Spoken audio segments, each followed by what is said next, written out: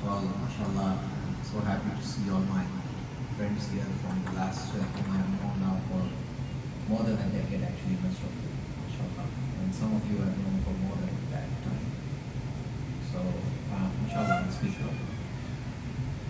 So, alhamdulillah, may Allah subhanahu wa ta'ala bless you all and keep you in the best of health and iman. Still low? This one.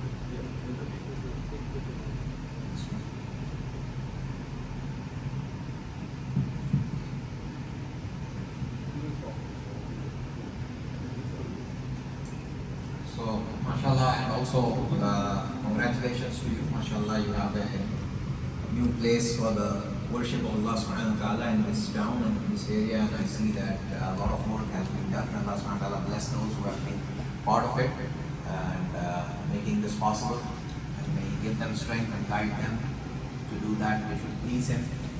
Inshallah, ameen. And, I just will say a few words because brothers asked me to speak. I'm not qualified to speak. Just give you whatever I think I understood from the ayat I recited. Allah subhanahu wa ta'ala mentions. These are the last few ayat of Surah Al-Hajj. The sajda that is there is not unanimous, meaning not all the Imam accepted. Imam Shafi'i is the one who says that this is an ayah of sajda, and there are some hadiths that support it. So the Ahlul Hadith also do a sajda on this ayah, but the other three Aimma say that no, this is not an ayah of sajda. So Allah subhanahu wa ta'ala gives a charter to the believers, what they need to do. So this Surah Al-Hajj, actually if you look in the Mus'haf, it will say it's a Madani surah. But if you look at the ayat of the Quran, the ayat of Surah Al-Hajj rather, you'll see that the tone of the surah in the beginning is actually very Makkan. It talks about the mushrikeen, it talks about the rites of Hajj, and so on. But then towards the end, the ayat come in there are those about where Allah subhanahu wa ta'ala gives permission to the believers to fight back. So some of the scholars have said that that part, the initial part is a Makkan part, but later on the ayat that came down, some of them were revealed while the Prophet was in Hijrah or immediately after he finished Hijrah, because that's when the command or the permission was given to the believers to fight. Because in Makkah there was no permission to give. Rather it was told, just hold your hands back. Do not respond, no matter what. No matter what the provocation, even if they get violent, you're not supposed to respond. But as soon as the Hijrah happened, permission was given to the believers that they can defend themselves. Permission to attack was not given, only to defend. So that's why they said that this is the immediately after Hijrah this part was revealed, or during the Hijrah also something. Allahu A'lam. But the point is that this last few ayat, they actually give a charter to the believers for all times. Allah subhanahu wa ta'ala says that, oh you who believe, do sajda and do ruku. Okay? And worship your Lord. And do good deeds, so that you might be successful. So the charter, the first thing that Allah subhanahu wa ta'ala, if you want to be successful, you have to do these things, 4 things. Ruku and sujood, of course that shows the physical worship of Allah subhanahu wa ta'ala. So worship Allah, and then again he says, worship Allah. What does that mean? Not just in ruku and sujood, but in your total life, be a slave of Allah subhanahu wa ta'ala. Do ibadah of Allah in all your life, not just in ruku and sujood. That's why this is mentioned again. Otherwise, if ibadah was just ruku and sujood, then it's a redundant thing to say that do ruku and sujood and worship Allah. Now, ruku and sujood are worship of Allah. So what is the worship of Allah there? It means in the rest of your life also, be abd of Allah and do good deeds. Now what about this? Aren't ruku and sujood good deeds? Of course they are good deeds. But here it means doing good to others. Doing good deeds that benefit others. And then he says something very profound. He says that وَجَاهِدُوا فِي اللَّهِ حَقَّ جِهَادٍ, and struggle in the path of Allah as it should be done. This is like, means that just as Allah subhanahu wa ta'ala is the most high, there is no equal to Him, the jihad in His part, in His path should also be something that is unequaled in other things. It has to be the utmost struggle. Okay? That is His right. That is the right of Allah subhanahu wa ta'ala upon us, that we should struggle in this path also like no other struggle. And then he says something, he says, which is an amazing thing. He has chosen you. All of us, he says, he has chosen. Ijtiba, from where the name comes, Mujtaba, which is also a name of the Prophet ﷺ. Because he was chosen by Allah amongst all his creation to be his last and final messenger. Right? So Allah says, I have chosen you also. And I have kept no haraj, no difficulty in your faith. In your religion, I have kept no difficulty. Now, many of us will be thinking, no difficulty in our faith. Our faith is, on the face of it, there are so many things we got to do. But if you look at it in totality, now we are not comparing against people who do not have any faith, who do not practice any religion. No. This is like, if you compare with the people who follow some religion, whatever religion they might follow. If they follow something that they believe that they are worshipping Allah, they are worshipping God, they are trying to get close to Him through the practices of that religion, amongst all of them, if you compare, our religion is the easiest. And this is my challenge. Each one of us, let's go back and see what the other religions want you to do to achieve closeness to Allah.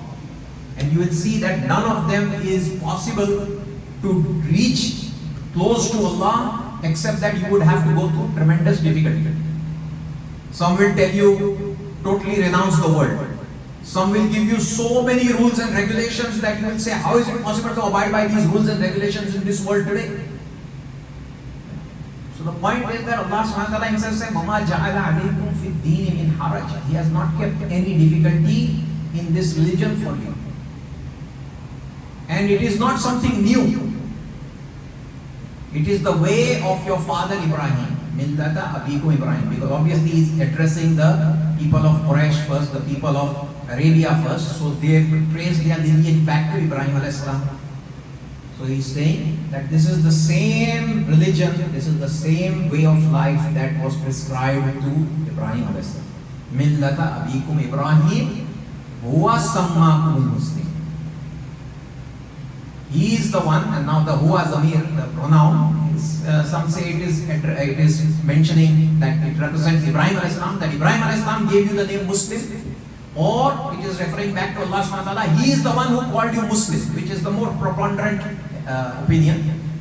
Because he says, min qablu, previously also you were called Muslim, and in this ummah also your name is Muslim. So this name Muslim is Allah subhanahu wa ta'ala's name that He gave to us. Huwa sammakum, it is He who named you Muslim. Min qablu wa fi hadha. Before also, earlier nations also, they were Muslim, and you are also Muslim. So this is our identity, and this should be our identity. If anybody asks us who we are Muslim. That's why in the first rakah when I read, Allah subhanahu wa ta'ala says about Ibrahim alayhi salam, why he called him Muslim? Because whenever Allah subhanahu wa ta'ala commanded him submit, إِذْ قَالَ لَهُ رَبُّهُ أَسْلِمْ, whenever Allah subhanahu wa ta'ala said to him submit, he immediately said, قَالَ أَسْلَمْتُ لِرَبِّ الْعَالَمِينَ. I have already submitted to Allah. And he is not even to say, Inshallah I will submit. No, I have already submitted. Aslamtu. That is the past tense. Right?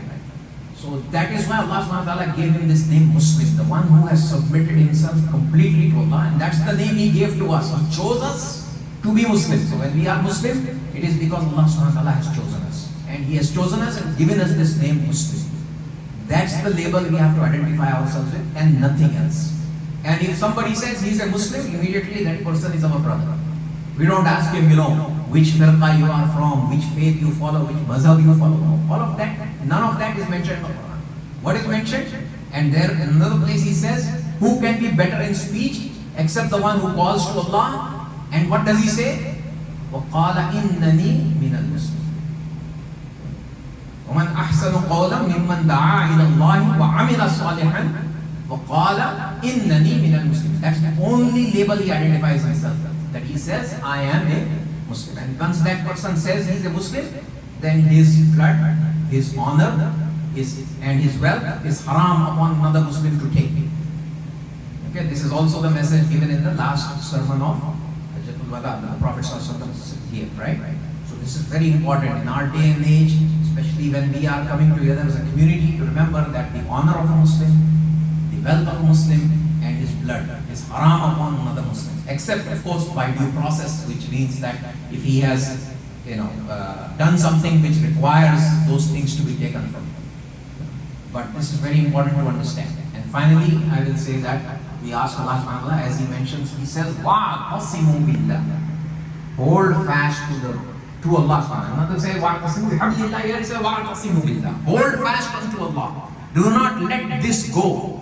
Our connection with Allah subhanahu wa ta'ala should be strong. And remember that He is the best of Mawla. Who is the Mawla? The Mawla is one who is your protector, who is your supporter, who is your defender, the one whom you turn to when you are in difficulty. He is your Mawla. And who is a better Mawla than Allah subhanahu wa ta'ala, and who is a better helper than Allah subhanahu wa ta'ala. So we ask Allah subhanahu wa ta'ala to be our Mawla and to be our helper and supporter. And I ask Allah subhanahu wa ta'ala to bless this endeavor, that so many of us have now participated in, and our brother started it.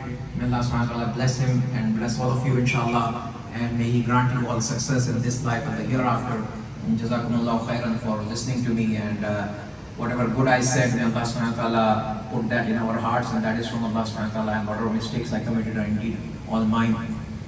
Yaghfirullahu lana wa lakum. Assalamu alaikum wa rahmatullahi wa barakatuh.